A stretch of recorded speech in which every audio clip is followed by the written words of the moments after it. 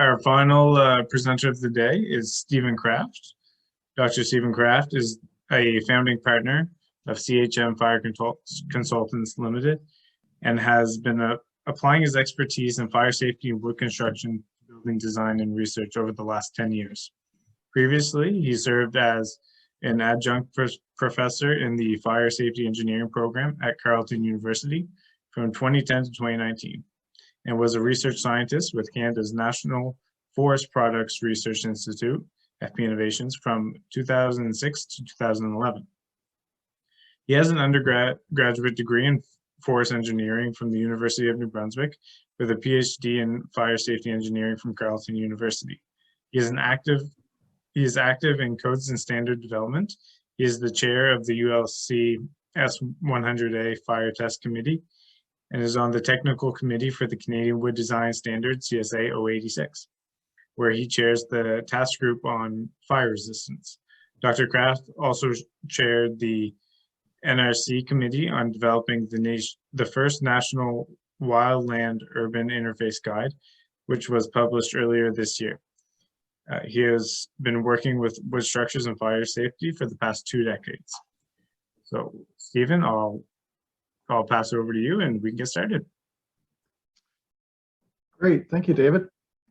I appreciate this opportunity and this invitation to speak to you today on the fire safe design of modern mass timber buildings.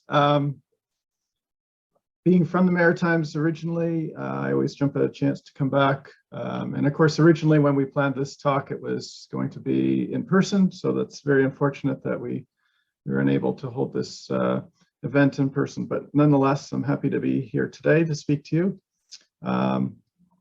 So far, there's been great presentations by Don, Tim, and Claude. So thank you guys for those wonderful presentations. And hopefully this aligns with the overall theme today, mass timber.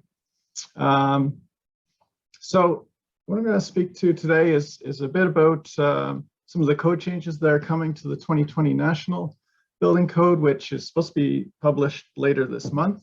It'll be officially released, as well as looking at some of the research that's been done and some of the projects and kind of how fire safe design plays into some of the projects and following the alternative solution procedure.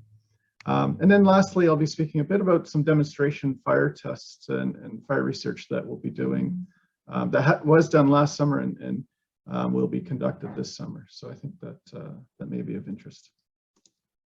So just a little bit about the company I work for, CHM Fire Consultants. We were founded about, just started 10 years ago.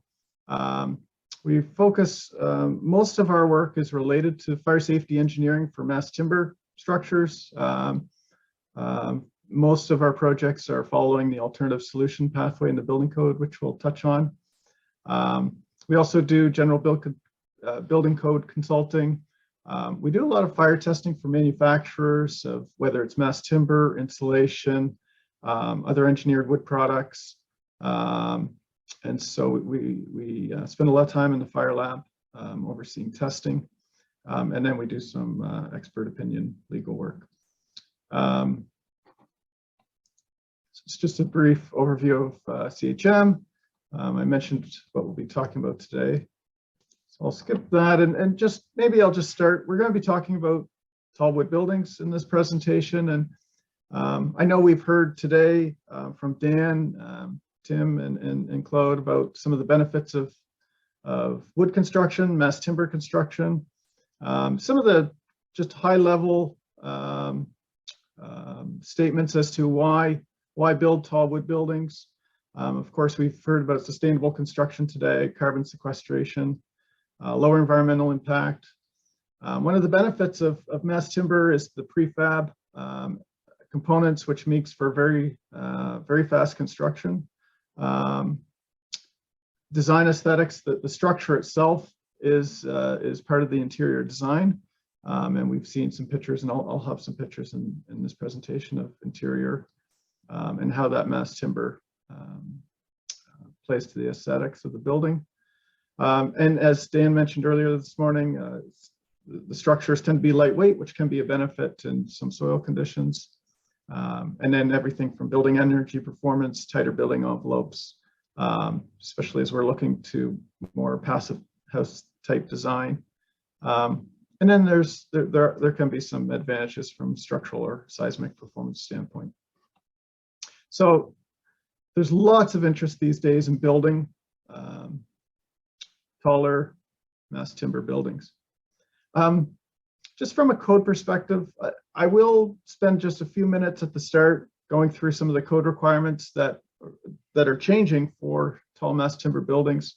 I'll try not to dwell on it too much, but just give you the highlights.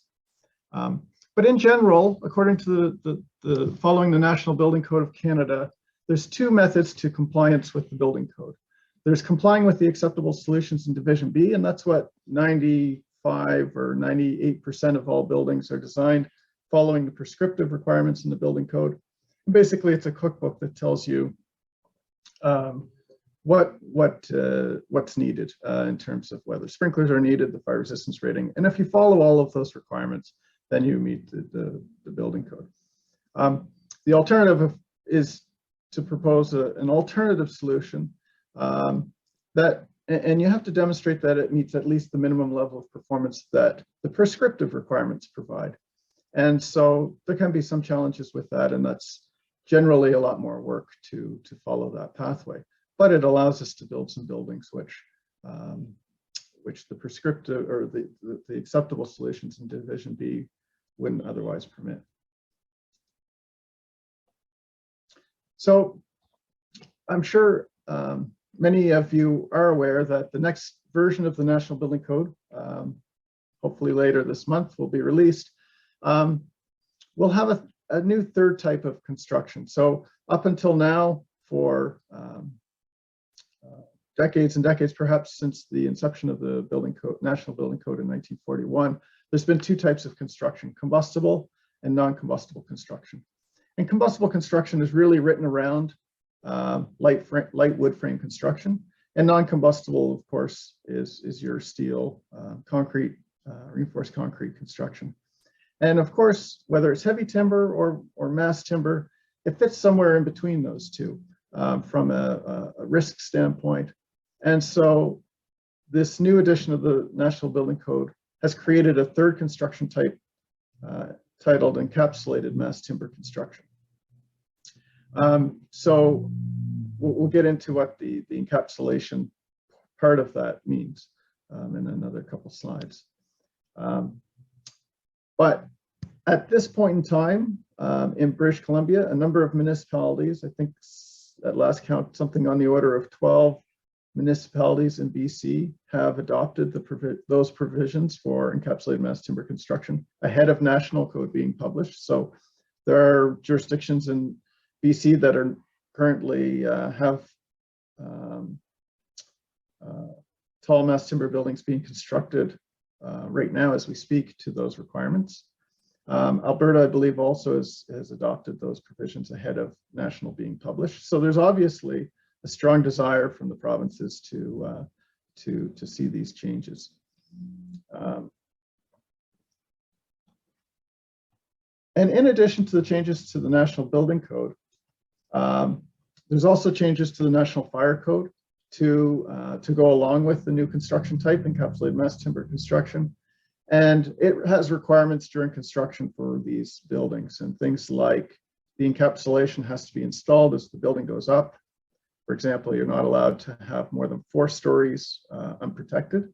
So basically, as the building goes up, the encapsulation of the mass timber has to go on,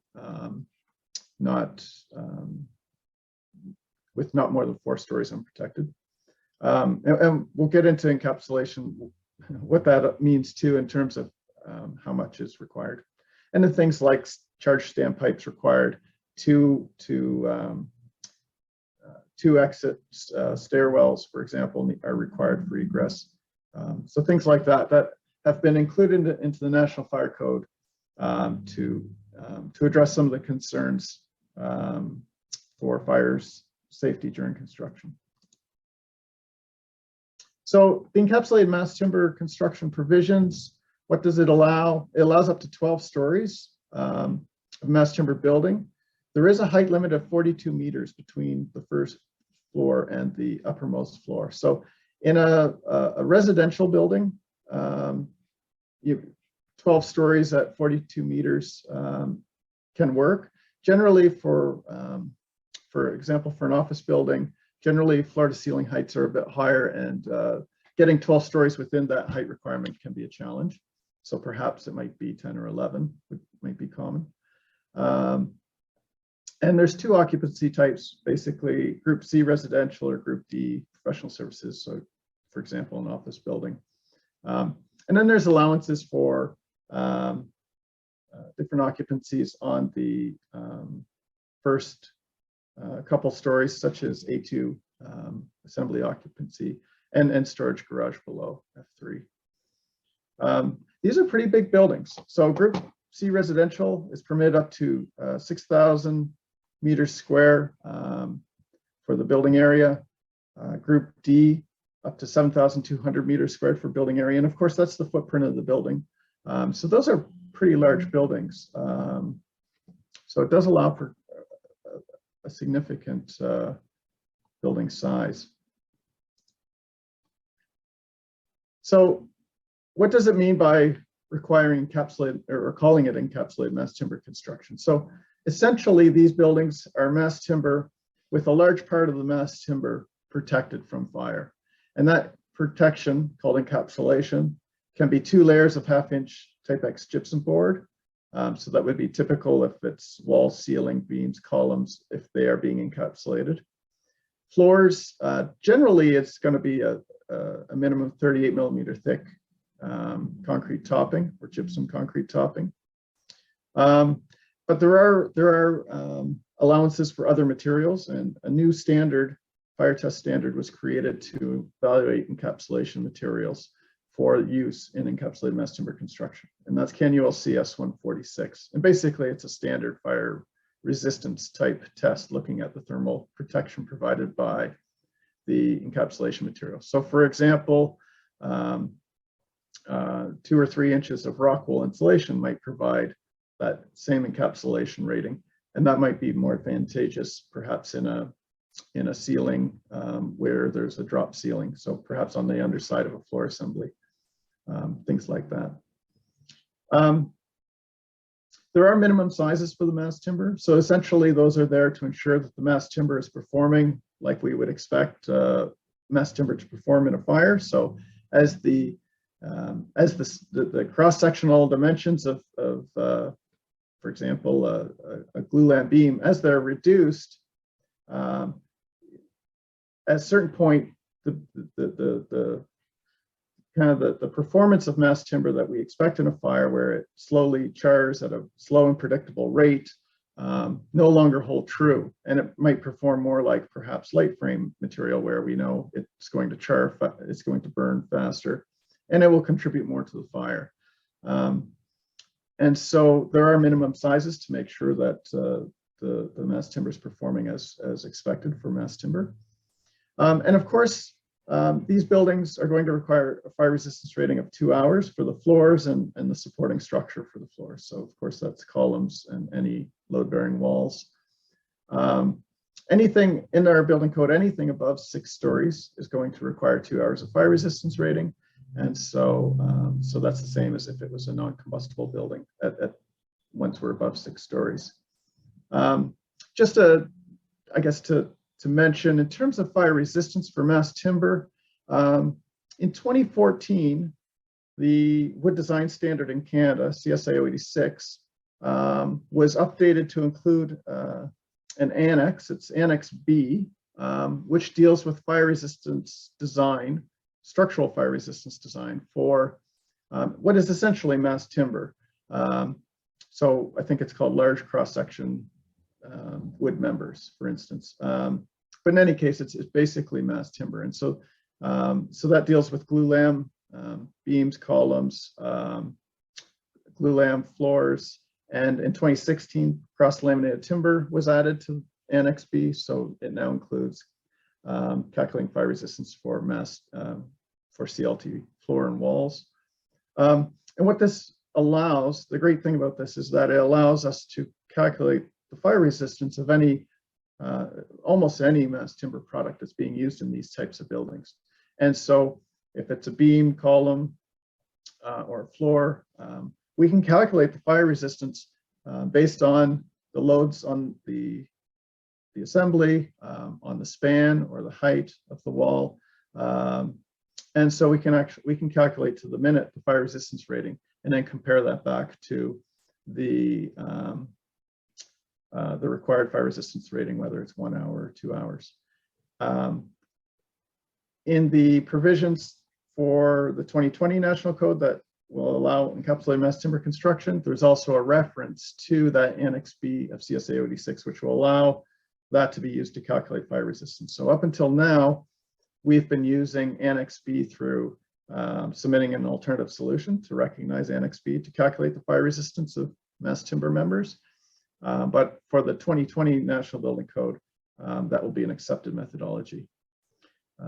I should also mention that a number of buildings have been proposed, for example, in Ontario, following the 2020 National Building Code criteria for encapsulated mass timber construction. And it does, while alternative solutions are more onerous to submit, following the National Building Code provisions in the 2020 code makes for perhaps a more simplified alternative solution because it's already been evaluated at a pretty high level. And so authorities having jurisdiction often have a higher comfort level with that. And with that being said, referencing CSA 086 Annex B to calculate fire resistance, having it in the 2020 National Building Code should also make it a much easier methodology to have accepted by AHJs who perhaps in the past haven't had experience with mass timber. So I think that's a benefit, even if the latest building code version 2020 hasn't been adopted yet. So in terms of encapsulated mass timber construction, there are allowances to have some of the mass timber exposed. Of course, it's not as much as we would like, but there are allowances to expose some of the mass timber. So for instance, beams and columns can be exposed up to a surface area of 10% of the, when compared to the perimeter wall area. So 10% of the perimeter wall area, so if we were to determine that in square feet or square meters, that's the amount of beams and column surface area that can be exposed. It turns out that is, depending on the space, for larger spaces, that does tend to be restrictive. So we would often like to see more than that. But in any case, that is what's in the 2020 National Code. Exposed wall area up to 35% of the perimeter wall area. So this basically allows for one wall in a compartment, in a fire compartment, to be exposed. However, I would mention that CLT walls are relatively rare in these taller buildings. Generally speaking, we end up seeing post and beam type structures, and we see the lateral resistance for the building. Perhaps it's a brace frame, so it's made up of either steel or glue lam diagonal members, or perhaps it's stair shafts and elevator shafts, which may be concrete, or they may be mass timber. But in any case, it's rare in these types of buildings that we actually see mass timber walls, for example, CLT walls in these buildings. So I would suggest that there is a possibility to take some of that area that otherwise would be a wall, exposed wall, and apply that to, for example, columns. Just again, it would be through an alternative solution, but a relatively simple one at that. And then there's some allowance to expose ceilings. Again, it's not very much. If you do have a wall exposed, it's up to 10% of the ceiling. If there's no wall exposed, which is the more common scenario, then up to 25% of the ceiling. So these are rather restrictive, but I will point out that it is typical when we do start out working on a tall mass timber building. Often the developer or architect want to expose all the mass timber. But then as we work through design, it's not uncommon that large amounts of, for example, ceiling end up getting covered up with gypsum board because services need to be hidden. And of course, we don't have much in the way of walls for mass timber. So then we end up with some columns exposed, maybe some beams and a portion of the ceiling. So that's kind of a typical scenario of what we're seeing.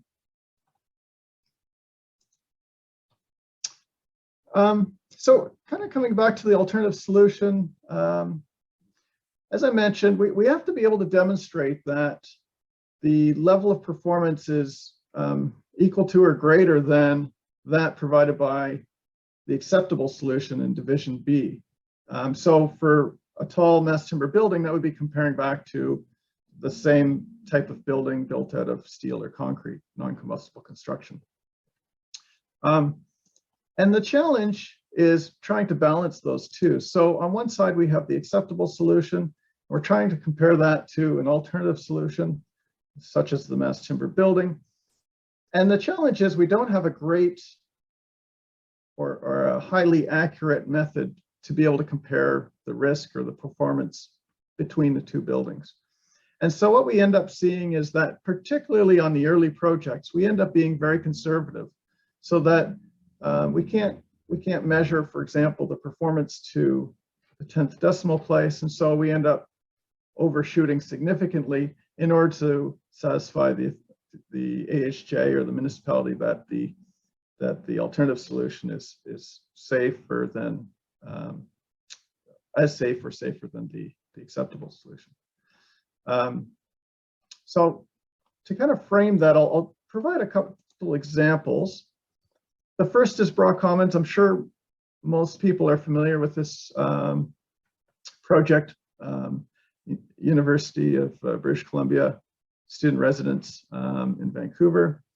The architect was Action Australia Architects. Fastinet did structural design.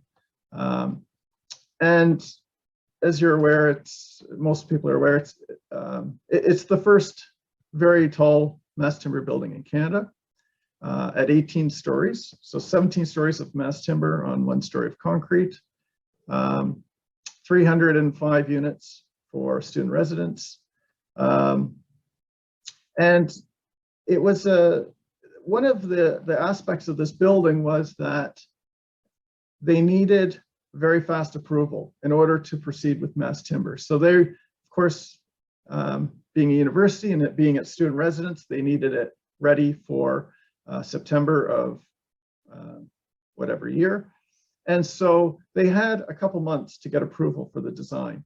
And being the very first 18-story mass timber building in Canada, I would say in North America, in fact, I think it was the tallest in the world when it was built. You can appreciate that that tight timeline was a real challenge. And so what happened was they took a very conservative approach in order to get the approval to build this.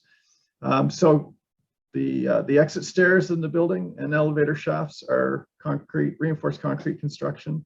And the mass timber itself is protected with 3, and I think in some cases 4 layers of 5/8 type X gypsum board. So what does that mean? Well, with 3 layers of 5/8 type X gypsum board, it means that during a 2-hour standard fire exposure, which is the fire resistance rating required for the building, it means that the gypsum board will provide 100% of that protection. So essentially the wood, the mass timber, in this case columns and the mass timber floor assembly, will not begin to char during that 2-hour fire resistance rating period. So of course we would fully expect that any fire in this building,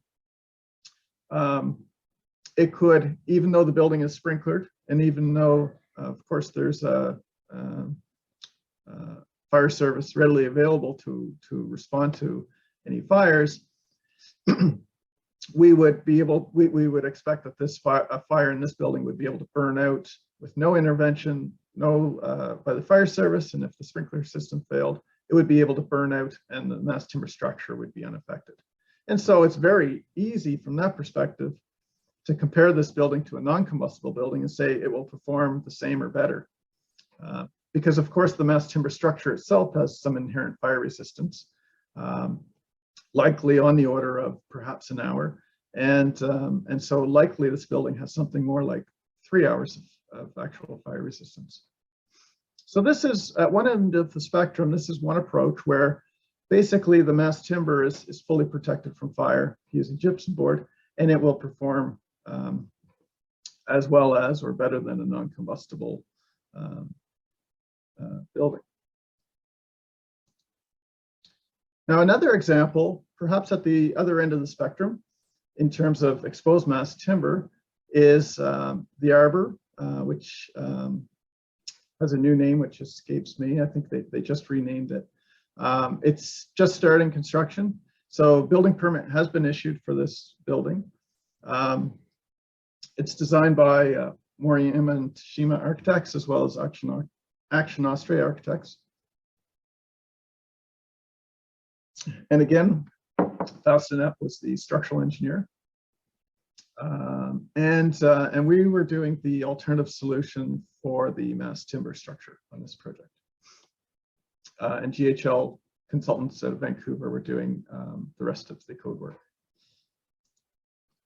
So in this project, we've basically gone to, or at least from a design perspective, have designed it to be fully exposed mass timber. You can appreciate this is a 10-story 10-story mass timber building. It's A2 occupancy, so it's classrooms virtually on every floor of this building. So and lots of interconnection on floor space. The environmental goals for this building have things like solar chimneys and passive ventilation, which from a fire perspective are a challenge to work around. But nevertheless, the structure itself is largely exposed mass timber. So this, in order to demonstrate performance for this alternative solution, we had to introduce a number of mitigating features in order to address the concerns. And so the next slide has some of the mitigating features of things that we included in this building in order to be able to demonstrate it's safe. I will say that this building, similar to Brock Commons, being the very first high-rise mass timber building in Toronto with A2 occupancy, so it's a George Brown College building. Again, we had to take a very conservative approach. So some of the mitigating features we included were upgraded a sprinkler system, so upgrading the hazard level from low hazard to ordinary hazard. That has the effect of if there is a fire, seeing 50% greater water applied to that fire. We have 2 connections to the Toronto water mains, City of Toronto water mains. We have 2 fire pumps, so redundancy is really key in this sprinkler system, having redundant water supplies, redundant fire pumps. Second riser with valves isolating each floor, so if there's a blockage in a riser, there's a second riser to provide water. And the isolation on each floor allows for, if there's maintenance or work to be done on the system, it can be isolated to that floor and not the entire building. Smoke detection throughout, pressurized exit stairs and elevator lobbies, and a fire resistance rating for the roof assembly. So this building, along with these features, we were able to demonstrate that the performance of this building would be better than that for a non-combustible building, if it was just, for example, meeting the code requirements and built out of reinforced concrete. So maybe I'll just skip through this. So from this perspective, there's really, as we look at mass timber design for tall buildings, there's really a spectrum of how much we want to expose of that mass timber. And that really has a big impact on our approach to demonstrating that the building's safe from a fire perspective. At one end, we have Brock Commons, where the mass timber is really fully encapsulated and will not become involved in a fire, so it's fully protected. And of course, that's easy to say that that performs as well as a non-combustible building. At the other end of the spectrum, we have lots of exposed mass timber, and we need to perhaps include mitigating features to increase the fire safety in the building to be able to make those equivalent. Now, the 2020 National Building Code provisions for encapsulated mass timber kind of fall in between the two, perhaps closer to the encapsulated side of raw commons. But what I will point out is that there are restrictions on how much mass timber can be exposed, but there's also very little in the way of mitigating features. So I would even suggest that there's virtually no, I guess, mitigating features being included in that design. So from a cost-effective point of view, those designs should be relatively cost-effective. So I think, just for information, there are proposals to increase the amount of mass timber that can be exposed in the next edition of the National Building Code, so perhaps in the 2025, based on research that I'll talk about next. And perhaps I need to, perhaps I should have mentioned this a little earlier on. One of the concerns about having exposed mass timber is we want to make sure that the mass timber itself isn't going to sustain a fire in a building. So for instance, in a high-rise building, if for some reason the sprinklers fail to control the fire, and if for some reason the fire service are unable to control the fire, we want to make sure that that fire is not going to continue to burn until the building collapses. Of course, the last thing anyone wants to see is a high-rise building collapsing due to a fire. And so the challenge and the concern is we want to make sure that in a fire compartment, so perhaps it's a residential suite, once all the furnishings and everything are consumed by a fire, we want to make sure that the structure itself isn't sufficient to allow the fire to continue to burn until we actually challenge the fire resistance, the structural fire resistance of the structure, and see collapse. And so that relates back to how much exposed mass timber we have. So I think these next two slides really kind of demonstrate the concept that we're looking at when we look at how much mass timber we can have exposed.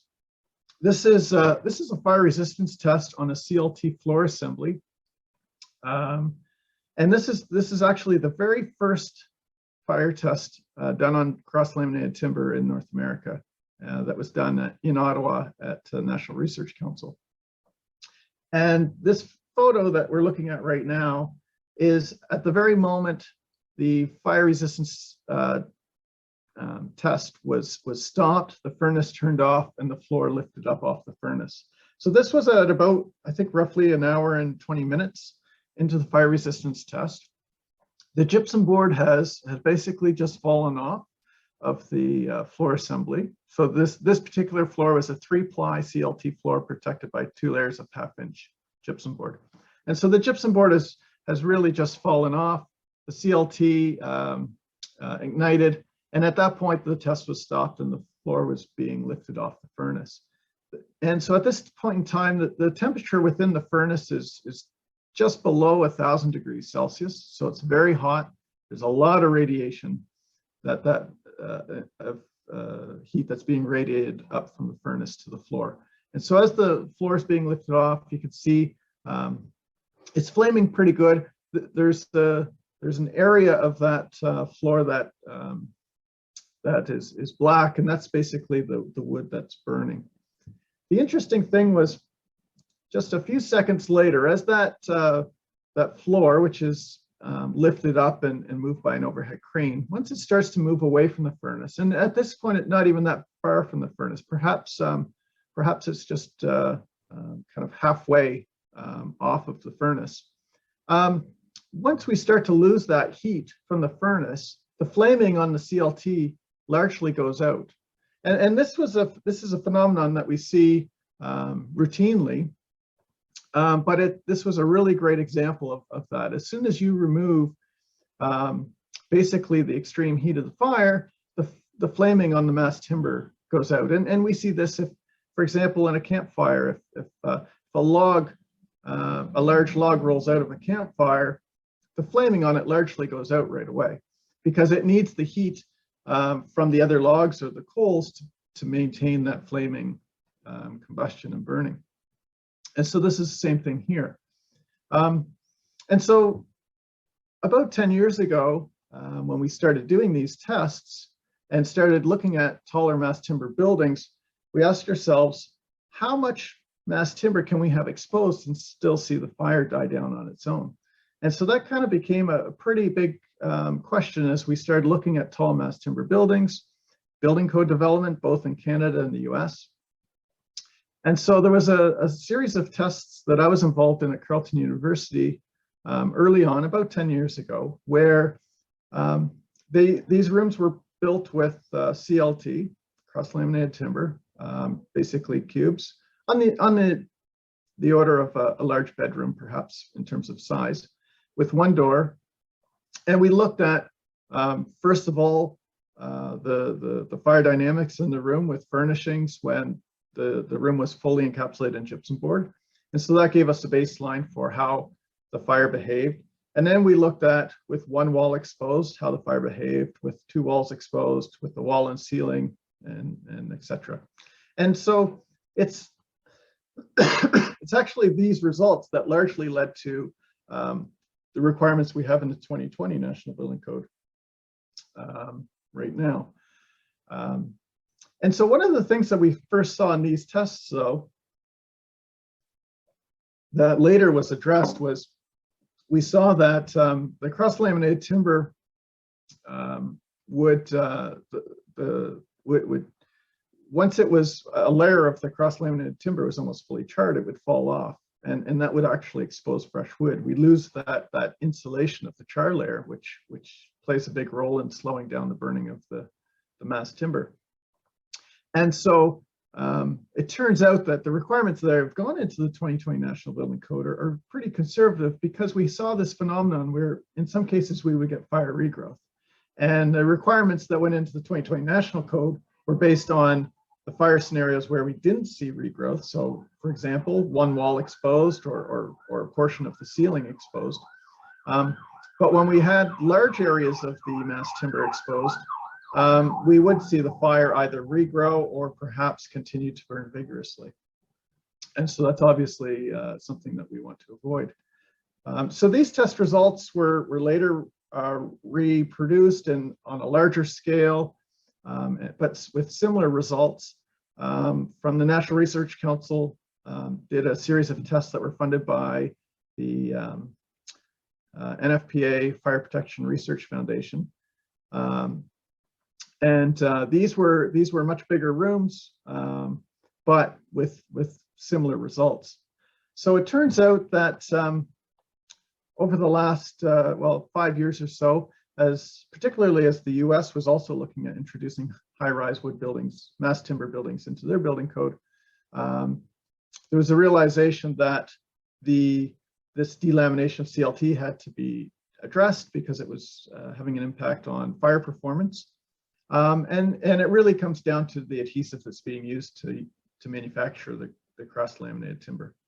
So, so there was a series of tests done at Southwest Research Institute, reproducing those tests that NRC did, where fall off was seen and fire regrowth was seen, and basically a series of 3 adhesives were tested, and this led to the creation of a new test requirement in the cross-laminated timber product standard. And what this means is that since 2018, cross-laminated timber that's manufactured to the product standard, the newer product standard, uses an adhesive that doesn't delaminate. And so now we see much better fire performance. Yeah, I won't get into these details too much, but basically, it's a full-scale fire test where we have a ceiling assembly with a relatively large ceiling assembly exposed to a standard fire that's based on the research that was done previously. And those fires were in a residential compartment, fully furnished. And so it represents a fairly real fire scenario. And like I said, so this led to changing basically the adhesive that all CLT manufacturers in North America were using to one that has better heat performance. So based on that, just a couple of years ago, NRC carried out another series of fire tests looking at different amounts of exposed mass timber in a fire compartment. Because their fire lab, their large-scale fire lab was decommissioned, they had to do these tests at their lab here in Ottawa within the city, which meant that they could only test a relatively small size room on the order of 4.5 meters by 2.4 meters. So it's a relatively small room, but as far as fire goes, a relatively small room actually can make for more severe conditions. And so, so that's one of the aspects that we've considered in using these tests. So just to quickly highlight, there were a total of 5 tests that were done on this, quote, new generation CLT that met the 2018 product standard for CLT, PRG 320. And the first test in all these research projects, the first test is always kind of a baseline test to compare to. So it had 3 layers of 1/2-inch gypsum board protecting the walls and ceiling so that the mass timber doesn't play any role. And then the other tests are used to compare against that. So test 2 was exposed back wall and 10% of the ceiling. So that's actually an acceptable solution per the 2020 National Building Code. Test 3 had exposed beam and columns. Test 4 had exposed ceiling, beam, and column. And I kind of refer to that test as a bit of the holy grail. So at this time, most projects, when we start out on design, that's what the architect or developer is looking for. Is they're looking for exposed columns, exposed beams, and ceiling. So, for example, an open office floor plate with all the mass timber exposed. And so that's one of the important tests that we'll look at. And then the last one was exposed ceiling and end walls. So one of the things is that the ventilation factor in these tests actually plays kind of a critical role. And a smaller ventilation factor actually means a more severe fire. So because that fire, it extends the duration of the fire because of less oxygen. So here's a picture from the outside of the room. You can see the cross-laminated timber wall to the right. There's a ceiling and to the left. Inside the room, this is what it looks like. So the walls are gypsum board, and then we have a glue lam column, beams on either side of the column, and then ceiling, all exposed. And the fuel load in these tests was representative of typical residential fuel load. However, it's reproduced with what we call wood cribs, so basically lumber that is constructed in these large cubes, which are actually designed to burn very readily. You can appreciate the large amount of surface area and air readily flows through them. So if we look at the fire performance between kind of the 2 critical scenarios perhaps that we're looking at. One is the fully encapsulated gypsum board room, 3 layers of 1/2-inch gypsum board. So that's what the temperatures look like on the left for when there's no contribution from the mass timber structure. So the temperatures actually approach 1150 degrees Celsius, incredibly hot, at about roughly 30 minutes, and then it starts to decrease a bit. And then there's, in a couple different places, there's some temperature rise. But basically, it's a pretty severe fire for close to an hour. If we look at the temperatures on the right for this test 4 scenario with exposed beam, column, and ceiling, the peak temperatures are pretty similar, not much difference there. as we would expect, because temperatures in the room are really governed by how much oxygen gets into the room, not necessarily how much fuel is in the room. But we do see as the fire starts to die down that we do have the contribution of the mass timber does have some effect in delaying the temperature decrease. I appreciate it's pretty difficult to really appreciate what these temperatures mean. So what I've done is I've taken some photos at different times from the room to give you an idea of what the fire looks like inside the room. So at 40 minutes on the left side, this is past the kind of the peak temperatures in the room, still burning pretty fully involved. We have fire still exiting the doorway and pretty severe conditions. But just 15 minutes later, at 55 minutes on the right, we see more of a localized fire. The wood cribs have collapsed. They're still burning, and we still see some burning of the mass timber, but largely the full room involvement is out. At an hour and a half, at 90 minutes, similarly, the fire's dying down. The temperature is slowly decreasing, but there's still some burning in the room.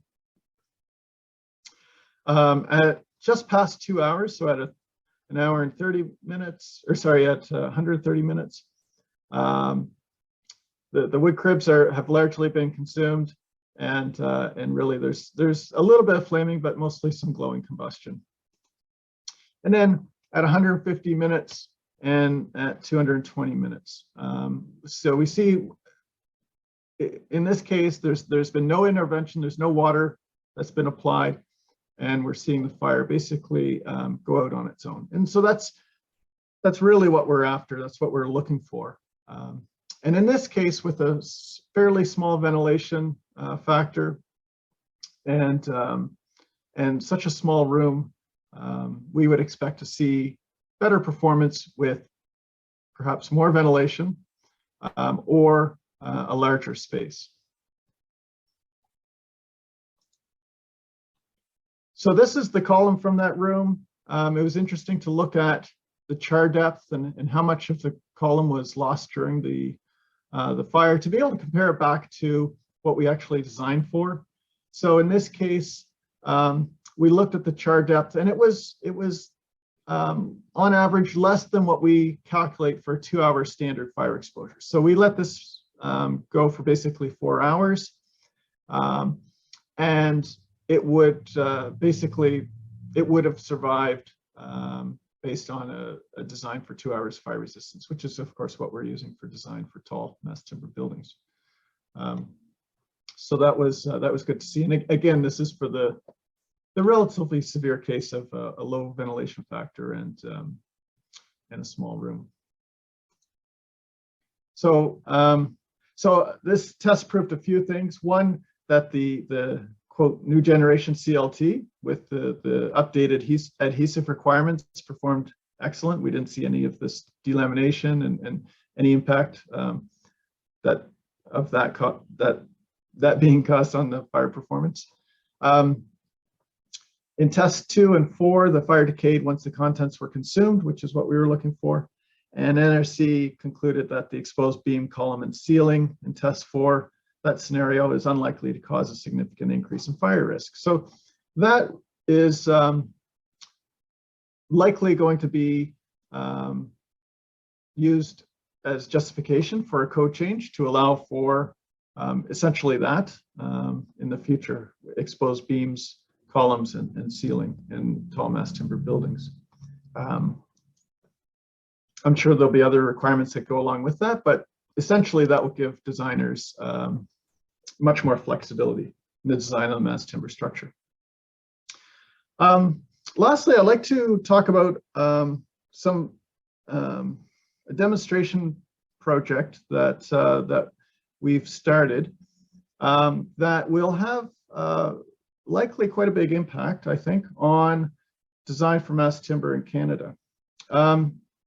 So one of the challenges with the research projects I kind of highlighted previously is they're all conducted within a fire lab. And when we're proposing a design to, for example, City of Toronto, and we're citing the test reports from these research projects. You know, these test reports are on the order of 200-300 pages. Our reports perhaps on the order of 100 or 200 pages. And when we submit this sort of thing to the building department and particularly the fire department, they're not in a great position to read through all that material and digest it and perhaps get any level of confidence from that research. So one of the things that we decided that was needed was in order to do some demonstration fire tests to demonstrate performance to building officials, to fire service, to the insurance industry, and whatnot. So on the order of about a year and a half ago, we had put together a proposal with Natural Resources Canada and Canadian Wood Council to run a series of demonstration fire tests. So it turns out this project is underway. It's on the order of about a $2 million project to conduct some demonstration fire tests. Some of them are demonstrations, some of them are more research-based, which I'll touch on. But the funders and project partners include Natural Resources Canada, British Columbia Forest Innovation Investment, BCFII, BC Office of Mass Timber Implementation, Ontario Ministry of Natural Resources and Forestry, Government of Alberta through Alberta Woodworks, the National Research Council of Canada, Province of Quebec, Canadian Wood Council, CHM Fire Consultants, and GHL Consultants. So we've been working over the last year to plan a series of tests. Last summer, the first set were completed. These were a series of pilot scale demonstration burns in Richmond, BC, just outside Vancouver. So there was a need seen to do some demonstration burns in Vancouver, as well as some large scale tests that I'll speak about next in Ottawa. So these tests, or these four pilot scale demonstration burns, and these were really demonstrations, they're not tests, I would suggest, were really to compare the difference between light wood frame, protected wood frame, and mass timber. And so one of the challenges with designing with mass timber is that for example, every building official, every fire service employee has seen some large fires, particularly light wood frame buildings during construction, for instance. And so they associate that with wood construction. And they don't necessarily understand how mass timber is different from light frame. And so one of the purposes of these demonstration tests was to demonstrate the difference. And so the first three boxes were tested together and compared to a couple different scenarios, a garbage can fire as well as a wood crib fire. And then the last one at the bottom of the slide was three boxes put together. They're 10-foot by 10-foot boxes with CLT ceiling, CLT floor, and glulam columns and beams. And so that was a larger demonstration looking at performance. And these were all supposed to be represented, these were all representative of during construction fires and really to demonstrate how mass timber performs. The next set of tests were done with wood cribs.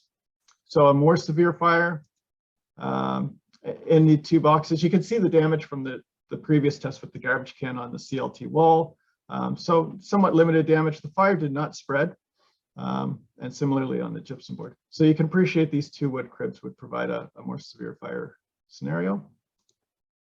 And then lastly, I'll show a video on, again, it's just a very short clip, but on this three box demonstration burn with more 6 of these wood cribs, so a much larger fuel load, and we'll see how that performs. And then so that's the demonstrations part of this project.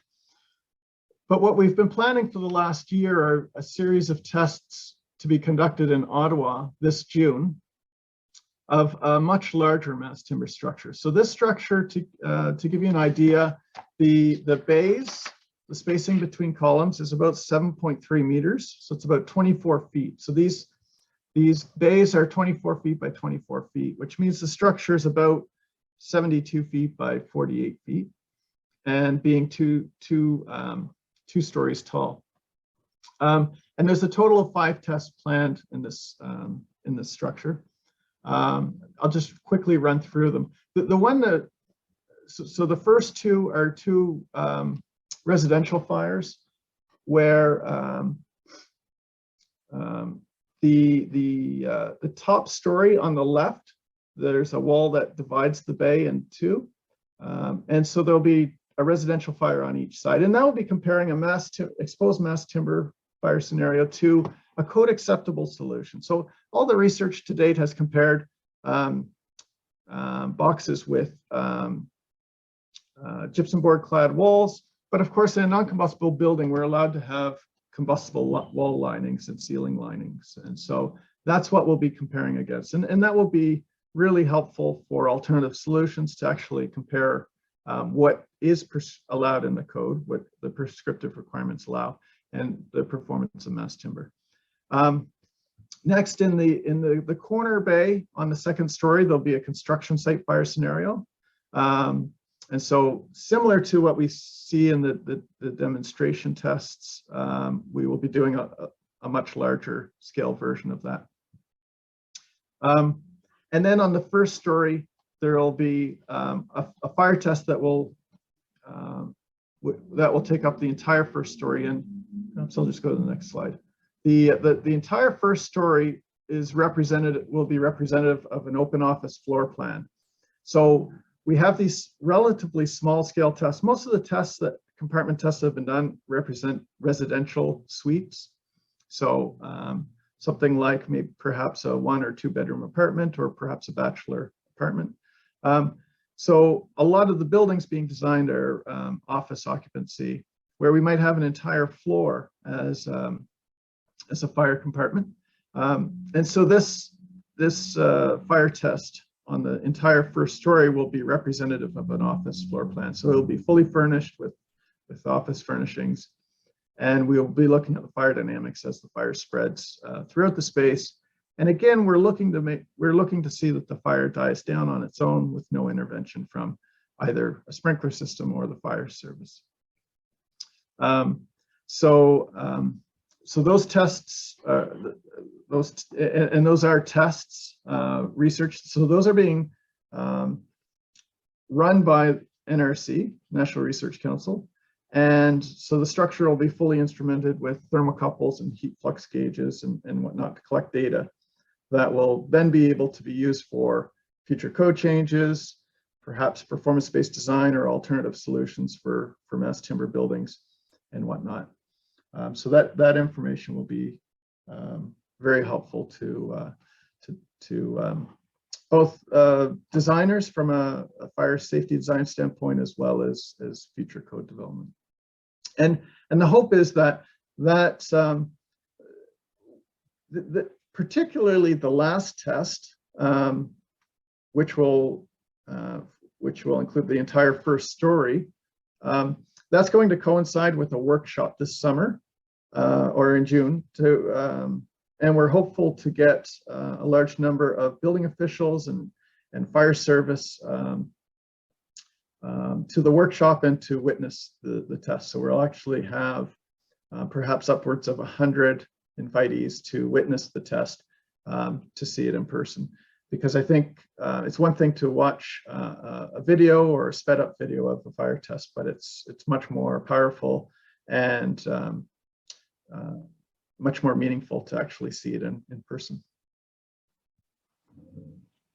Yeah, so we do have a question here, Stephen. And it just says, so does encapsulation rule out taking advantage of the aesthetic properties of the material and structural members?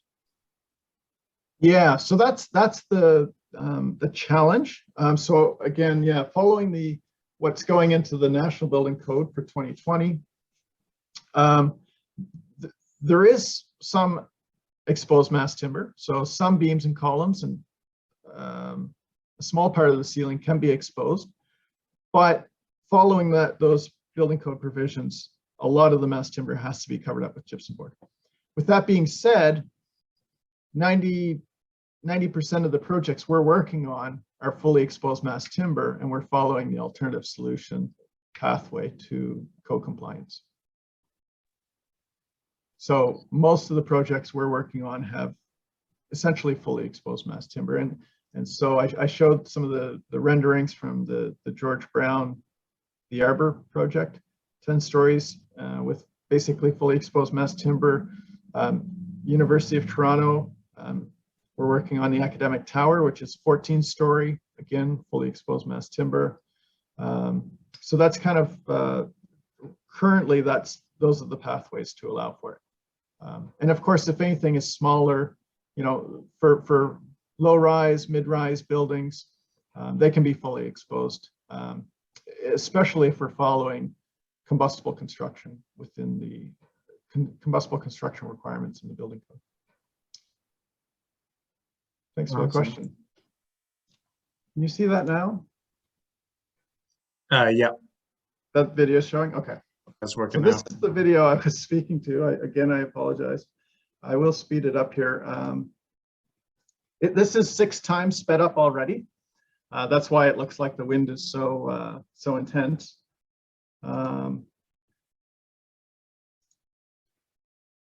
So here's the point at which the garbage can fire is really, I guess, fully involved now, and it's starting to involve the structure. You'll see over the next couple of minutes. I'll jump ahead again here. It's starting to spread up the light frame. There's really no contribution from the CLT yet. It's just starting to char a bit. Skipping ahead, so we're actually at about 30 minutes at this point. There's not much happening to the CLT other than some charring, but on the light frame, it's spread up the wall and involved in the ceiling, and it's about to really become fully involved. And that's exactly what we expect to happen for the light frame.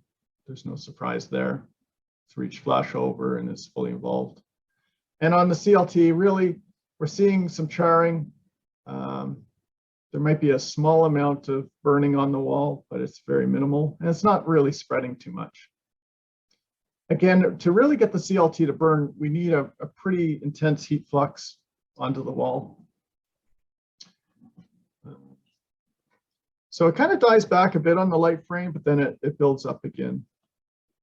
40 minutes now, and it's starting to build up again. And of course, light frame, the fire service is going to have a real trouble trying to extinguish light frame because of the large degree of surface area, and trying to get water on all the surfaces is very challenging.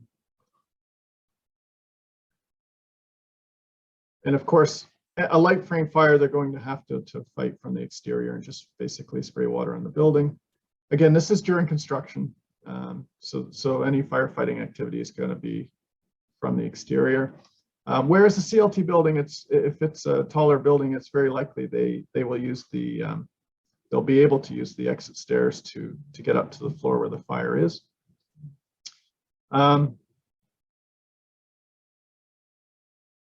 So they're putting water in the light frame cube now, which basically causes it to collapse. On the CLT, the garbage is largely burned out. It's 52 minutes into the demonstration. And so we have some charring of the CLT, but really no fire spread. So I'm going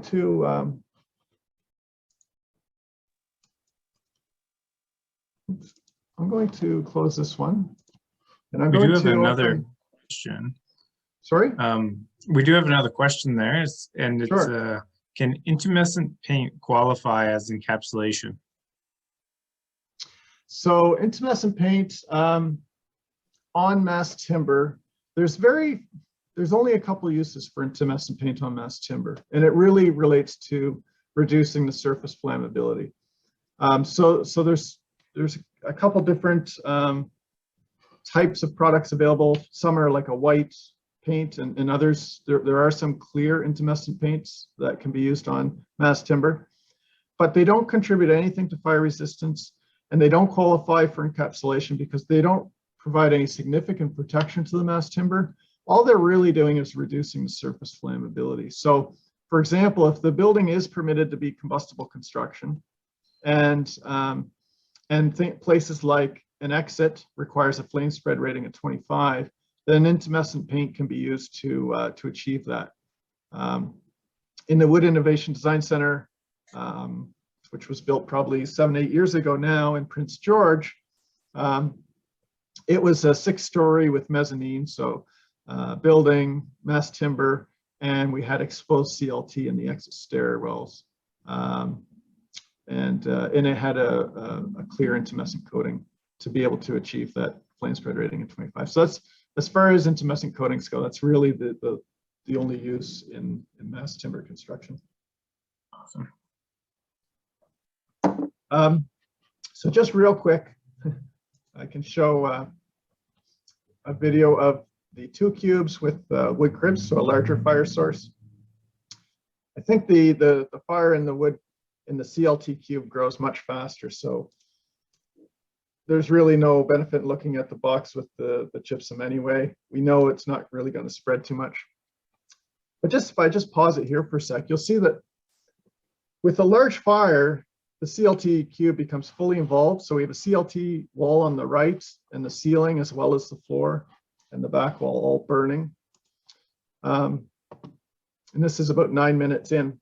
But the interesting thing we'll see is that, again, this is sped up 6 times, is the fire will die down on its own with no intervention, no water. Already you can see the back wall. Once it's charred, it's really not contributing a whole lot to the fire.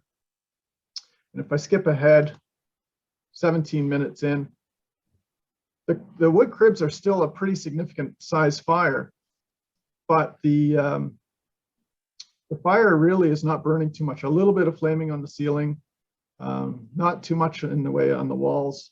And so the mass timber itself certainly performs much better than light frame construction. And so that's one of the things we'll be looking to demonstrate in the large scale tests.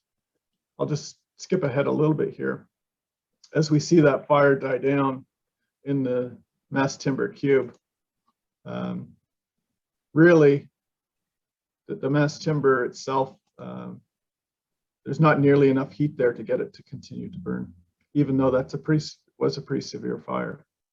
And so that's what we're looking for when we look at from a design perspective. And then if I have another moment, the largest test was the last one. This one was, you'll see, is a pretty severe test with 6 of these big wood cribs. They're 2 deep. We've got mass timber columns, floor, beams, and ceiling, and a wall to the right.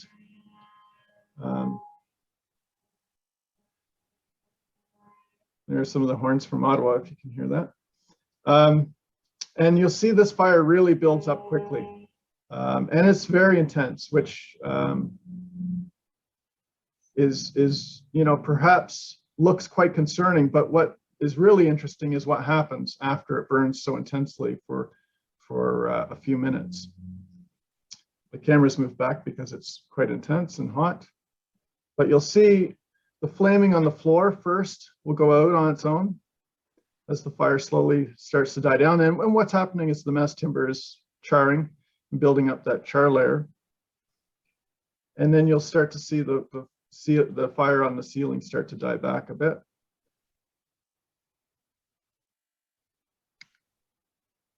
And so again, this is with no intervention. So we could appreciate that a construction site fire might be intense early on, but it's once the wood starts to char, it's going to die down on its own.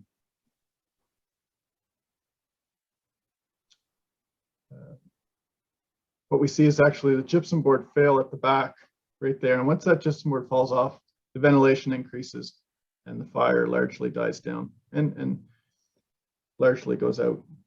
But so the fire is basically out on the ceiling, just a small amount. It's basically out on the wall, even though there's still a pretty big intense fire beside it.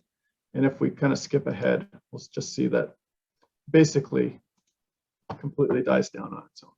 And so that's really the difference between mass timber and light frame. And so the large scale tests that we're planning for Ottawa will demonstrate that on a much larger scale, and hopefully to a pretty large live audience.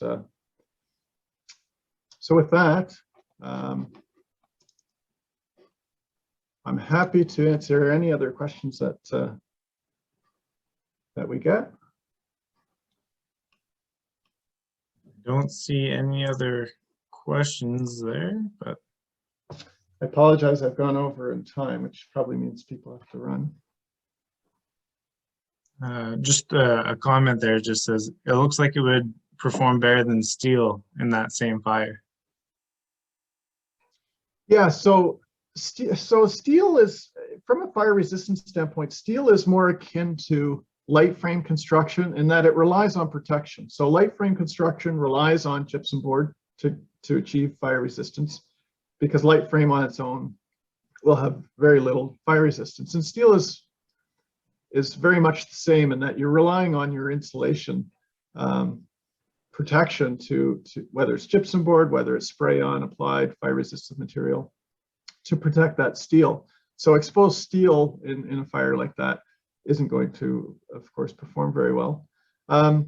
So in that respect, mass timber is more akin to like reinforced concrete, which has inherent fire resistance on its own. And just to kind of give you an idea, I mentioned the Prince George Wood Innovation Design Center project, which was 6 stories, but it was a relatively tall building. It had floor to ceiling heights that were quite high, plus it had a mezzanine. So it was really more like an 8 or 9 story building in terms of height. But the structure itself largely, when we checked for design for fire resistance, it really had the 1 hour rating that was required inherent in the structure itself. So there was only 1 or 2 cases where we had a column or a CLT wall that was 2 stories in height, therefore relatively slender, that we had to increase size to meet the fire resistance rating. Everything else, the structure, like the columns and the beams, all had inherently 1 hour in them. And so if we think of the encapsulated mass timber construction, where it's required to be encapsulated largely, anything that's encapsulated, those 2 layers of 1/2 inch gypsum board are going to provide an hour of fire resistance on their own. So the structure itself, for those kinds of heights, the structure is going to have an hour fire resistance rating inherent in it anyway. So really the members don't have to be increased in size in many cases to achieve that fire resistance rating.